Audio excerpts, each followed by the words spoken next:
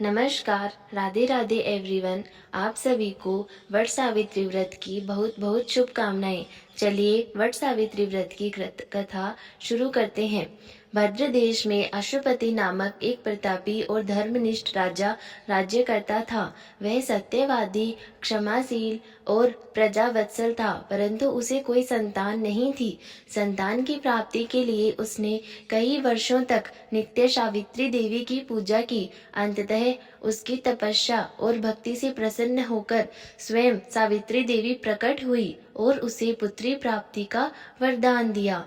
कुछ समय बाद अश्वपति की रानी ने एक दिव्य कन्या को जन्म दिया, जो रूप, गुण और तेज में स्वयं देवी सावित्री का अंश मानी गई। राजा ने उसका नाम भी सावित्री ही रखा। वह कन्या बड़ी होकर अत्यंत सुंदर, गुणवान और तेजस्विनी बनी। नगरवासी उसे देखकर यही कहते कि यह कोई साधारण कन्या नहीं, देवी का अवतार है। जब सावित्री यौवनावस्था में पहुंची तो राजा अश्वपति ने विवाह की चिंता की। उन्होंने अपनी पुत्री से कहा, पुत्री, तुम्हारा विवाह योग्य समय आ गया है, परंतु मैं तुम्हारे लिए कोई उपयुक्त वर नहीं ढूंढ पा रहा हूँ। अतः मैं तुम्हें अनुमति देता हूँ कि तुम स्वयं अपने लिए योग्य वर का चयन करो। राजा के निर्देश पर सावित्री कुछ वृद्ध और बुद्धिमान मंत्रियों के साथ वन क्षेत्रों की यात्रा पर निकली, जहाँ उन्होंने कई तपस्वी और राजवंशीय परिवारों को देखा और अंततः शाल्व देश के निष्कासित राजा दुम्मत्सेन के पुत्र सत्यवान को अपना वर चुन लिया। सत्यवान नेत्रहीन राजा के साथ वन में जीवन व्यतीत कर रहा था। वह अत्यंत धर्मनिष्ठ, सत्यवादी और सेवापरायण युवक था। जब सावित्री अपने चयन की जानकारी लेकर लौटी तो वहां देवर्षि नारद पहले से उपस्थित थे। उन्होंने सत्यवान के बारे में सुनते ही कहा, हे राजन, सत्यवान सभी गुणों में श्रेष्ठ है, लेकिन एक दोष है कि वह अल्पायु है। ठीक 1 वर्ष बाद उसकी मृत्यु निश्चित है। यह सुनकर भी सावित्री ने दृढ़ता पूर्वक उत्तर दिया, वर एक बार ही वरण किया जाता है, चाहे वह दीर्घायु हो या अल्पायु हो। मैंने सत्यवान को अपना पति स्वीकार कर लिया है। अब मेरा और कोई वर नहीं हो सकता।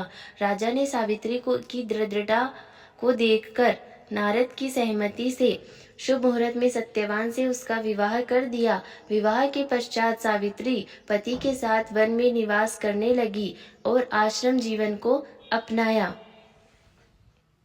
सावित्री को नारद मुनि की बात याद थी, इसलिए वह प्रतिदिन दिन रात गणना करती रही। जब सत्यवान की मृत्यु के 3 दिन शेष रह गए, तब सावित्री ने उपवास का संकल्प लिया। तीसरे दिन उसने वट वृक्ष के नीचे व्रत करते हुए देवी सावित्री की पूजा की। पूजा उपरांत वह अपने पति सत्यवान के साथ लकड़ी लेने वन की ओर गई। वन में सत्यवान को अचानक सिर में तेज पीड़ा हुई और वह सावित्री की गोद में सिर रखकर लेट गया। तभी सावित्री ने देखा कि एक तेजस्वी कृष्ण वर्ण पीत वस्त्रधारी मुकुटधारी पुरुष वहां आए, जिनकी उपस्थिति दिव्य प्रतीत हो रही थी। सावित्री ने उन्हें प्रणाम करके पूछा, आप कौन हैं? वे बोले, मैं यमराज हूँ। तुम्हारे पति की आयु पूर्ण हो चुकी है, अतः मैं स्वयं उसकी आत्मा लेने आया हूँ। यमराज ने सत्यवान की आत्मा को अंगुष्ठ के आकार में निकालकर दक्षिण दिशा की ओर प्रस्थान किया। सावित्री भी उनके पीछे पीछे चलने लगी। यमराज ने कई बार उसे रोका, परंतु सावित्री बार बार विनम्रता से उत्तर देती रही, जहाँ मेरे पति जाएंगे वही मेरी गति है।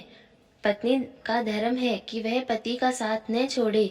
सावित्री की दृढ़ता, भक्ति और मधुर वाणी से प्रसन्न होकर यमराज ने कहा, मांगो, तुम्हें जो भी वर चाहिए। सावित्री ने कहा, मेरे सास ससुर की नेत्र ज्योति लौट आए। यमराज बोले, तथास्तु। थोड़ा आगे बढ़ने पर यमराज ने फिर वर मांगने को कहा। सावित्री ने कहा, मेरे ससुर को उनका खोया हुआ राज्य प्राप्त हो। यमराज बोले, तथास्तु। अंत में यमराज ने तीसरी बार वर मांगने को कहा। सावित्री ने कहा, मुझे सत्यवान से उत्पन्न 100 पुत्रों का वर दीजिए। यमराज मुस्कुराए और बोले, तथास्तु। परंतु अगले ही क्षण उन्हें भान हुआ कि यह वर तभी संभव है जब सत्यवान जीवित रहेगा। अपनी ही बातों में बंधकर यमराज ने सत्यवान की आत्मा को मुक्त कर दिया और कहा, हे पतिव्रता स्त्री, तुम्हारे सत्य, तप, भक्ति और प्रेम ने मुझे भी पराजित कर दिया है। मैं तुम्हें आशीर्वाद देता हूँ कि तुम्हारा वैवाहिक जीवन दीर्घ और सुखमय हो।